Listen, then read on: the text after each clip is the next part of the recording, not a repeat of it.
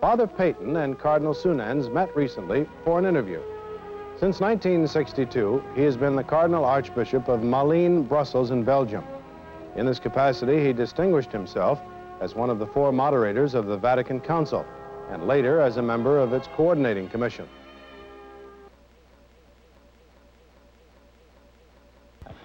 You were talking about your family life, the home where you were raised in. Before going in farther, I would like to refer to the family life of today, the homes where boys and girls grow into manhood and womanhood in this age. We are conscious of our distresses in the United States, but I would like to get a comment or an observation from your Eminence regarding the family life in your own country or throughout Europe or wherever you travel because of your tremendous responsibility. Well, I have the same impression that family life is in trouble today. I suppose it must be all over the world. In any case, what I can see, the trouble in the family is to be explained, I think, by the trouble in the society. Before, traditions were very strong. Everybody was doing what father and mother did in the past and so on. The sociological framework, the context of Christian life was also very strong. And in that sort of tradition, well, it was not so difficult to keep family together, because at the heart of such a family, you had also, as an evidence, Christian life, Christian spirituality. It was accepted, the teaching of the gospel, so that really you had a basis there for living Christianity. Today, I think the key of the dissolution of so many families is the disruption. I think the word disruption is better.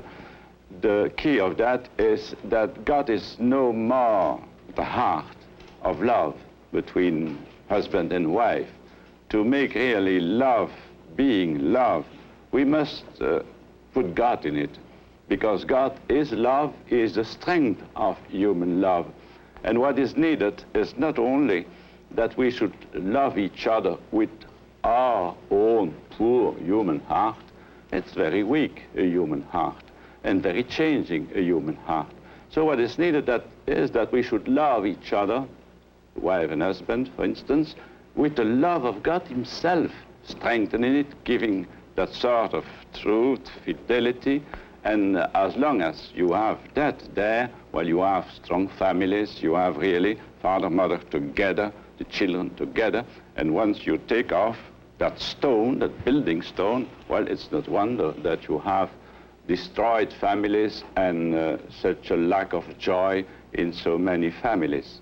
Happily, I think something is coming again, and we are finding more and more different movements of spirituality to build that, to rebuild really fidelity and love in the families. Could I ask you, or rather, I would appreciate your observation in regard to prayer within the family to keep that awareness of God's love, but not only an awareness, but really to make it a tremendous vital part of the family.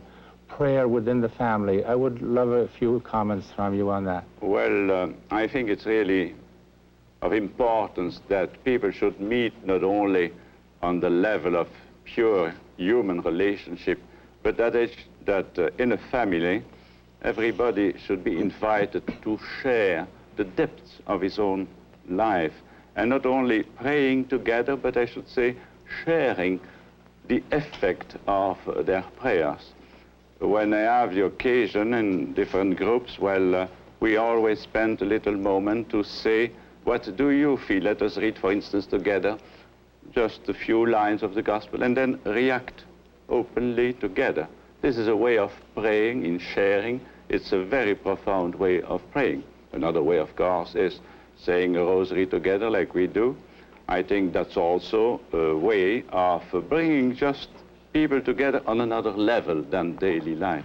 Well, I would like to ask you, what do you think, is there a hope that the great, strong sharing of the family with each other, sharing their riches of spirit and personalities with each other, would you feel that there is a hope that it can be restored, or that it will be restored someday in the future? I hope it will be restored, and I see already some restorations taking place by that way, just reading together the gospel, reacting, and then praying together to obtain what's there. The words of God are not only light, but they're also life. We have to bring that in our daily life. And if in a family, everybody can help each other, just to be consequent with the words of God, I think this is a way of reconstructing a family and reconstructing just even human love. Well, so you have a hope that the family can finally come to grips with the thing that's disintegrating it, and that may not be too long away. Well, I think the key of that is in the hands of the educators, of the teachers in the schools. They must prepare the future there.